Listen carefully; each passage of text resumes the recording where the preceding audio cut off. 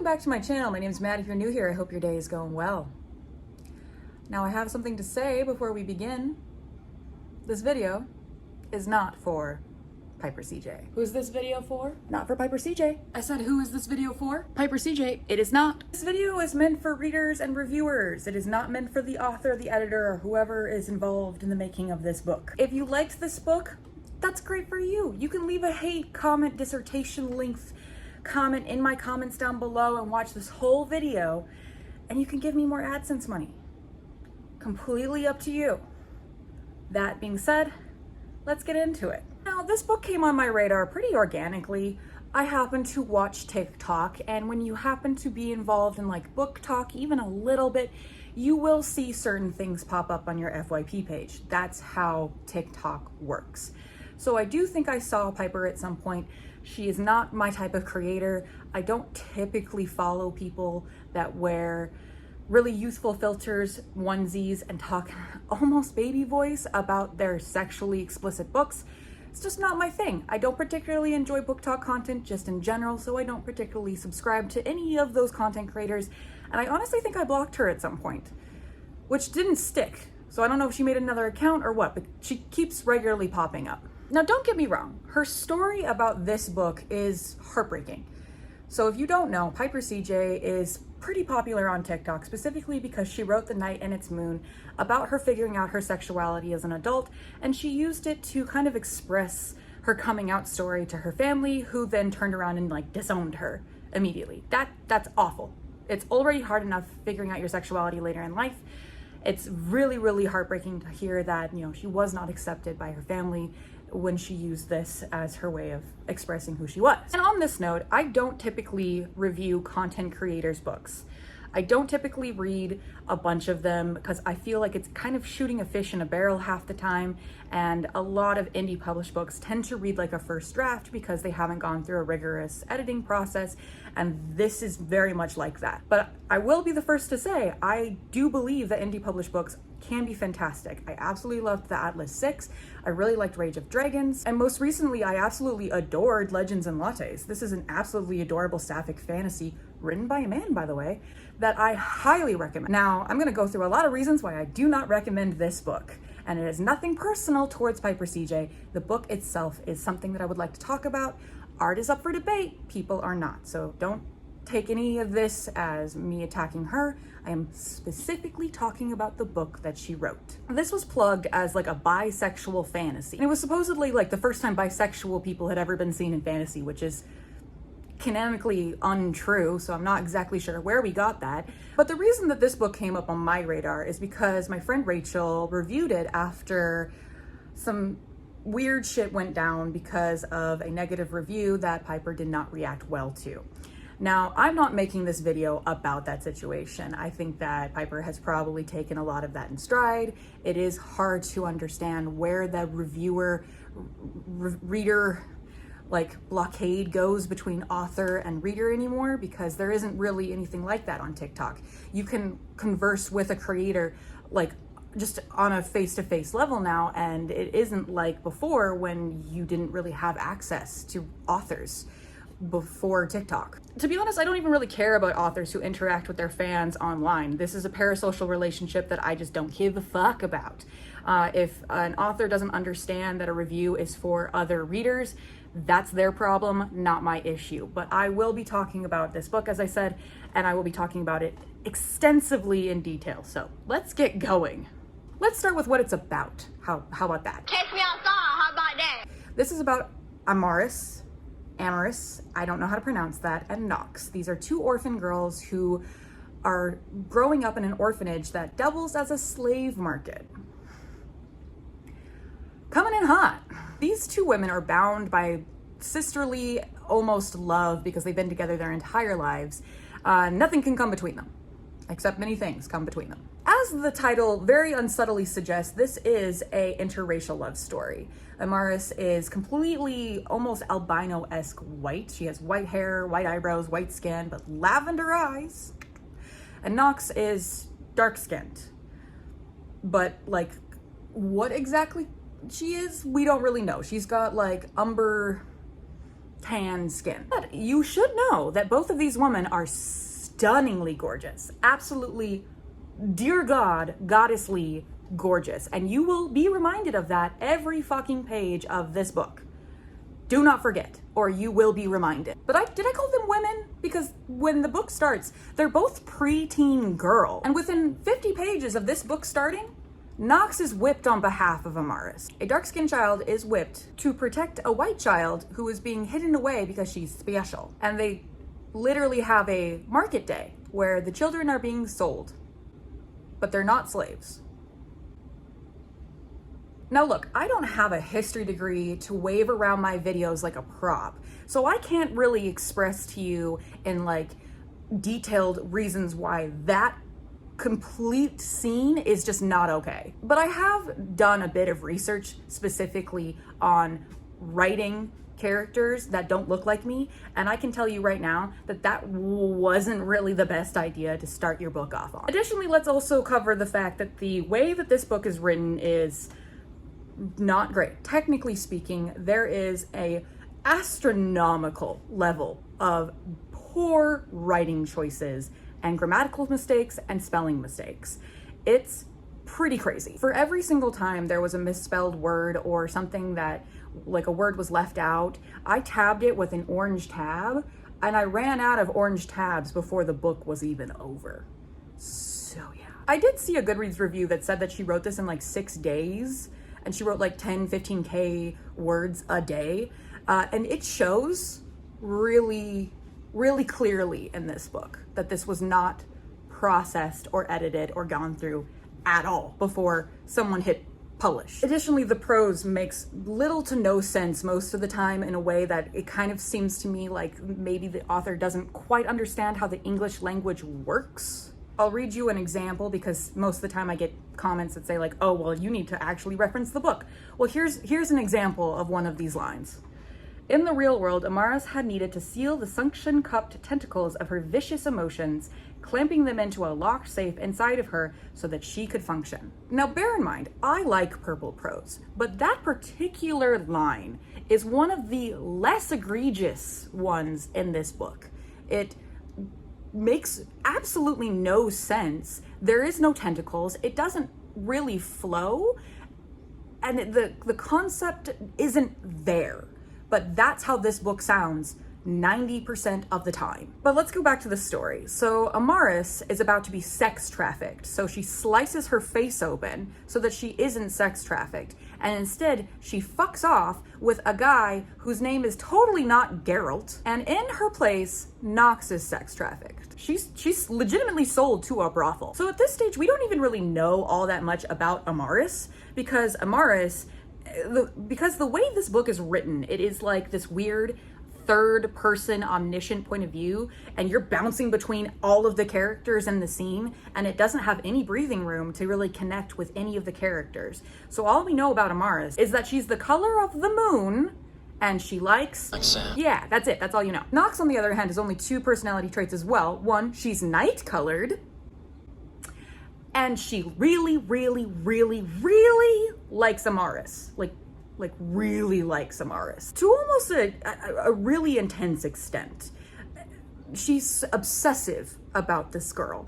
And even in the earliest scenes when they're still very young, she's really invested in Amaris. And Amaris doesn't even really think about her until like halfway through the book, which is ridiculous. So then we get another 50 to 100 pages about Amethyst, Amaris, I don't know, I don't care, having Reaver training where she's learning to fight and taking potions and getting all strong and stuff with these Reaver dudes who are super badass. She fights, she drinks, she has a good time, but she don't sleep with no one. She doesn't sleep with anyone. That would be going too far. Even though her brother at arms is all up in her business all the time. Don't get me wrong, dudes are horny and that happens, but this book went to the Sarah J. Maas School of Feminism and managed to not graduate. Every single man in this book is in love with one of the main characters, or he's a complete and utter douchebag. There's no subtlety, it's just one or the other, no grayscale. Like no man can be a good guy. And if he is a good guy, he's in love with usually Amaris. Let's be quite frank. It's Amaris. Everyone's in love with Amaris. This book suffers from what I call pretty privilege. This seems to be taking over the strong female archetype.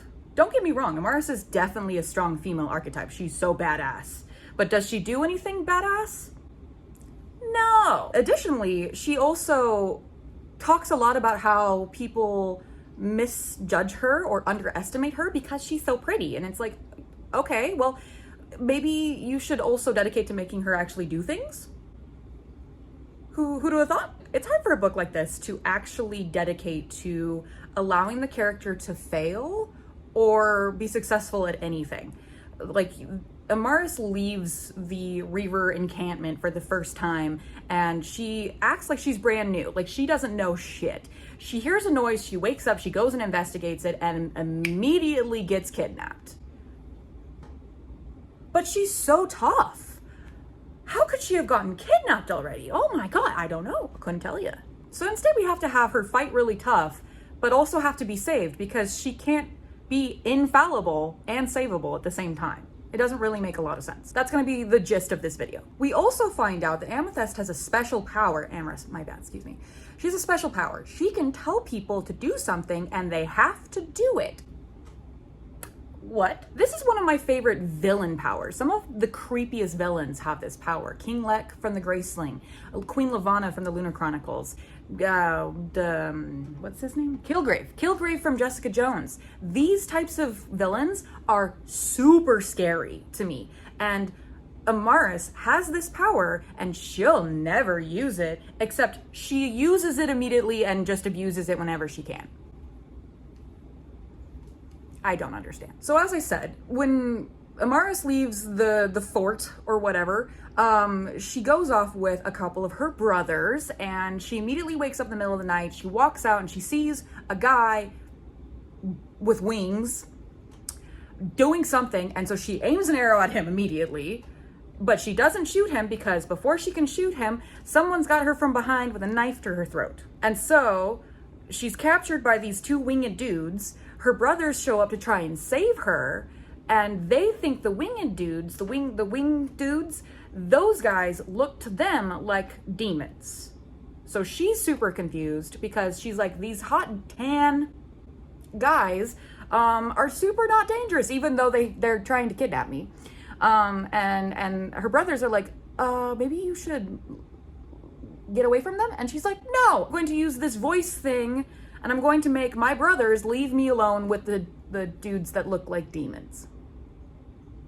Immediately taking her brother's free will away, and off they fuck on their merry way. So she finds out from these guys that she's with, that she's been technically kidnapped by, that they cross the border from their land over to her land, and they start looking like demons because they're cursed. Still sidetrack here. Did you guys hear about the fact that the Olivia Rodrigo song that sounds a little bit like a Paramore song now has a writing credit on it for Paramore?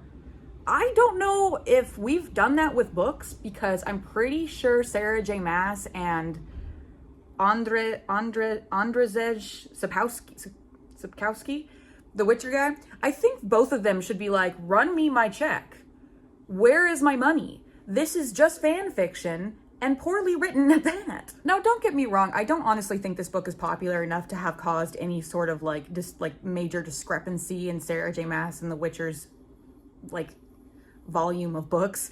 But TikTok books and fan fiction have become really popular. So that's why I'm making this video. I know for a fact that my videos do absolutely jack shit to steer people away from reading books that I think are bad.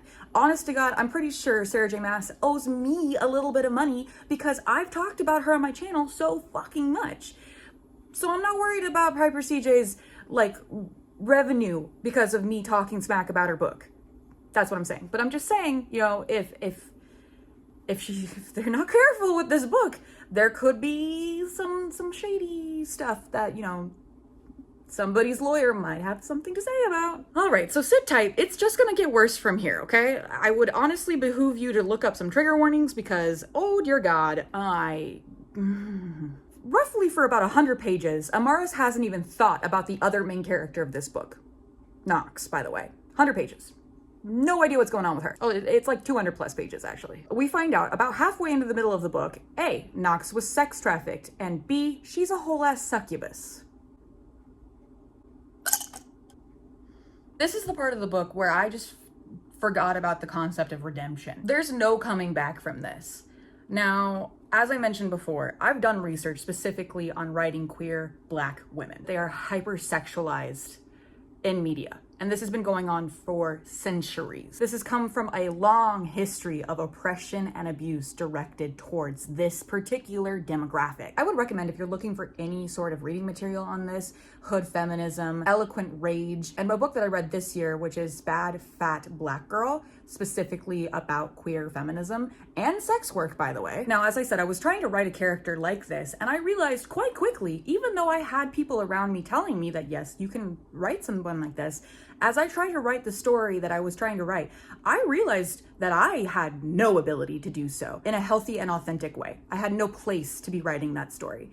And that's where this causes me a lot of problems. Now, let's be clear. This is a book that helped Piper potentially understand her sexuality better. But it does not matter if you are gay, if you are bi, if you're pan or queer or anything like that. That doesn't exclude you from having privilege filters on. You can be both gay and racist. Now, here's the thing. Do I think that Piper wrote Knox to be harmful?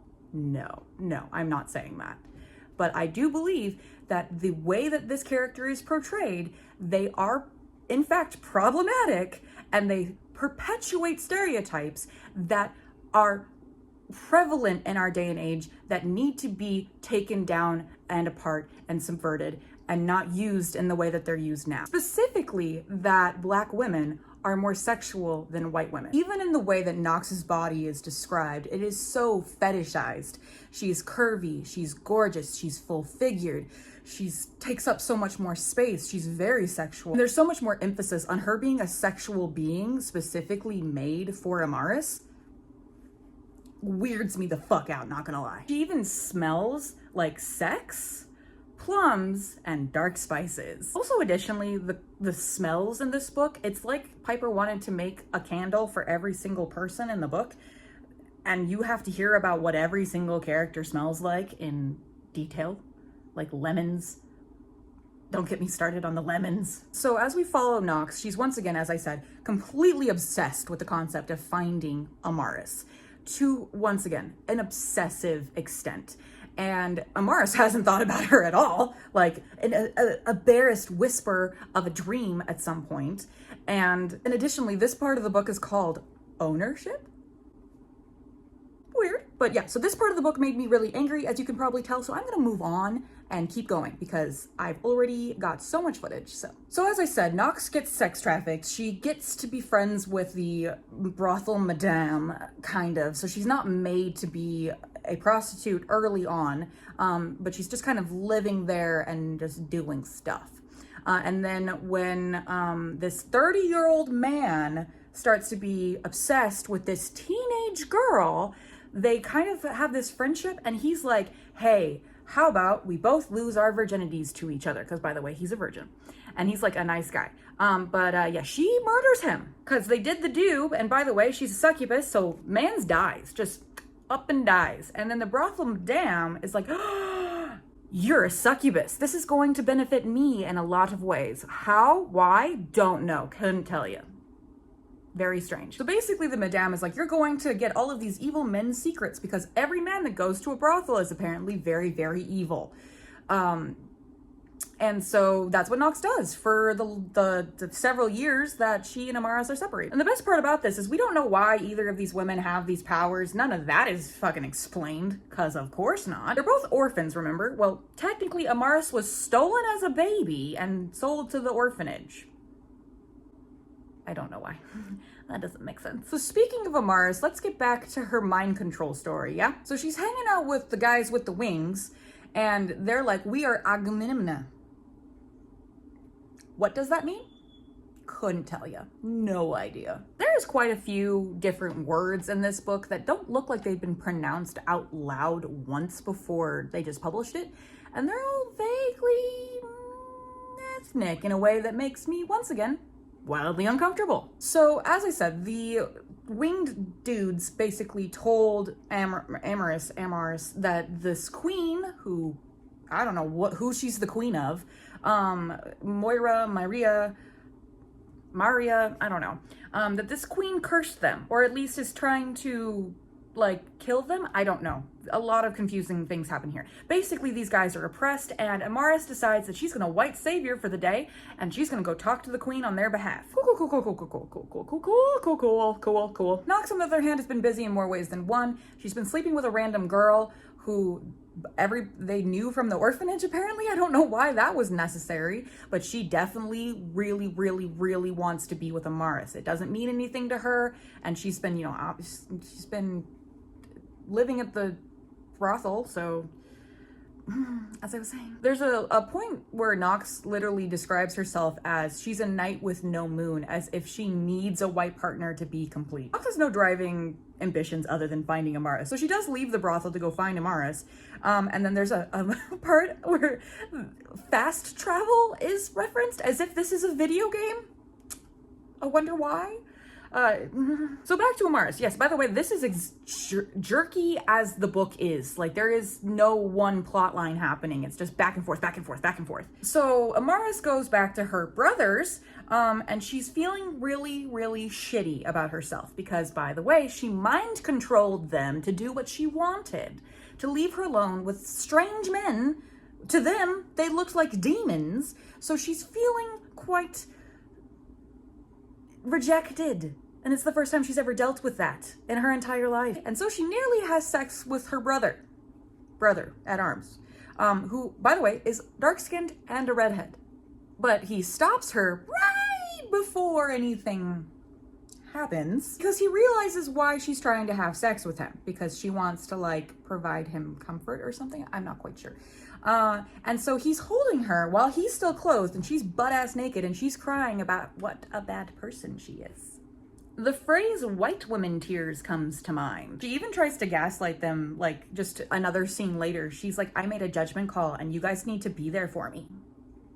Ma'am, you mind controlled us. The fuck? And bear in mind, the other brother, the one she didn't try to screw, is like, you mind controlled us.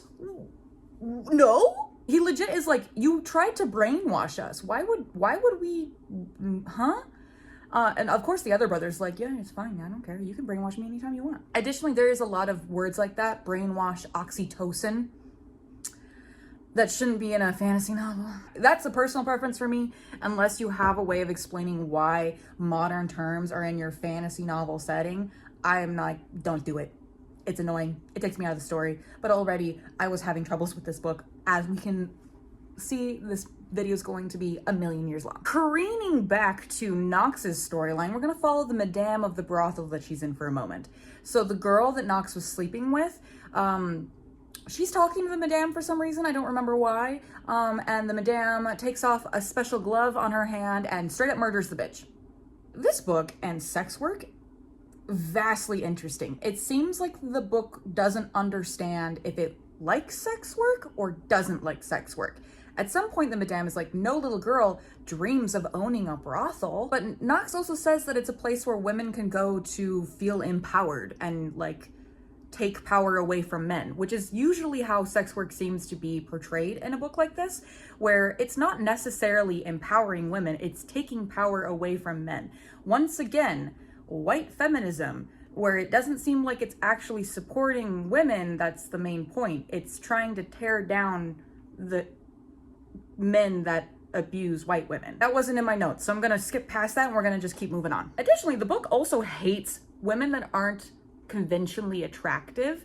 The parts with the madame and her hand are just reek of ableism to me, and additionally, she has to have these special gloves, so if Disney finds out about that, they might think about not being cool with it. And then there's this entire scene where Nox befriends a child, gets invited to the child's home for dinner, and spends like a good several pages being like, I could take your man if I want to the wife of the guy, the mom of the kid, and the guy who is the kid's father.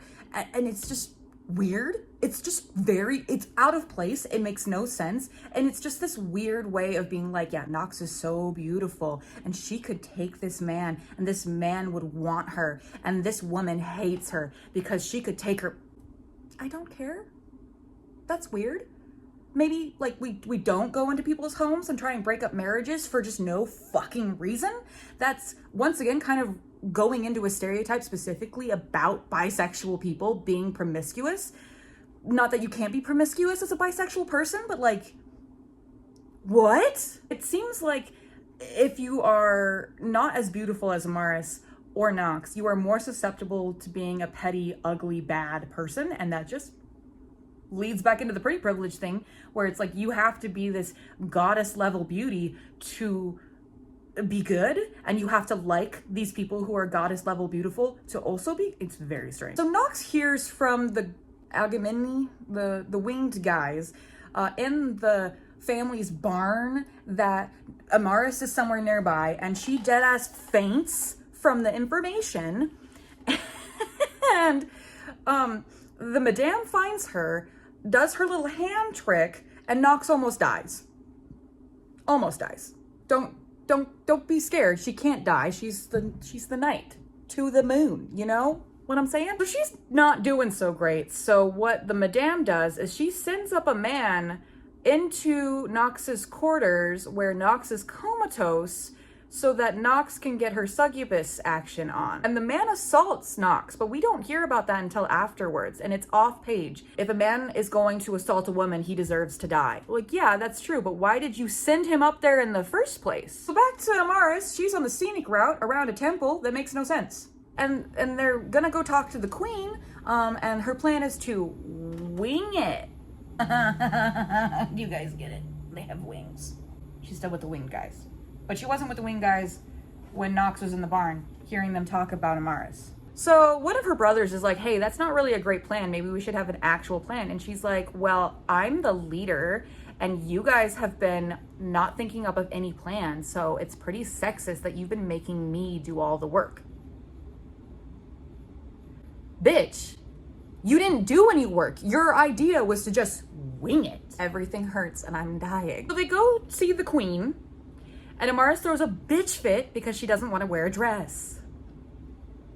It's like peak 2016, 2017, I'm not like other girls bullshit. So she has to wear this outfit where it's a white blouse, a bustier, and tight pants. Bear in mind, she's got the scar and the white hair. And she also has to wear a silver jacket. I don't know, it's very strange. And she's gonna go see the queen. Bent out of shape because she's wearing a ridiculous outfit, so she mouths off to the queen, and all the while, Nox is strangling a guy's balls. But the dude was a sexual sadist, so I guess that's okay. And so there's a very violently graphic scene, once again, with Nox and being basically SA'd, and then violent graphic torture following that. And now, since she's a succubus, he will now do everything she wants. He's under her control. So Amaris mouthed off so badly to the queen, she and the boys are locked up. They get thrown into a gladiator pit with a demon dragon snake thing. Not like a dude that looks like a demon, like an actual fucking demon. In a gladiator pit. At the end of the book. So they escape, by the way. I'm not gonna really go farther into detail on that because it's stupid and I don't care. And I was gonna post this in June because, you know, Pride Month, but I'm glad I didn't because there's nothing about this that I would be proud about. Obviously, I skipped over a lot of parts. These videos are only fun because I make them fun and I rant about things in a way that are going to be entertaining to you. I'm not going to cover every little detail of this book because otherwise I would actually I would just cease to exist. It would be bad. I genuinely don't think that there is another book that's made me more violently angry other than maybe The Black Witch. But this book really took it out of me. Like, dear God. But yeah, so that's it. I'm done. This video is going to be so long. I'm gonna go now, guys. Leave a skull in the comments down below if you watched all the way through this and, you know, rip me because I'm gonna go die now. Just kidding. I'm not going to. I'm just gonna have to edit this monstrosity. So, like, subscribe, all the good stuff. Bye!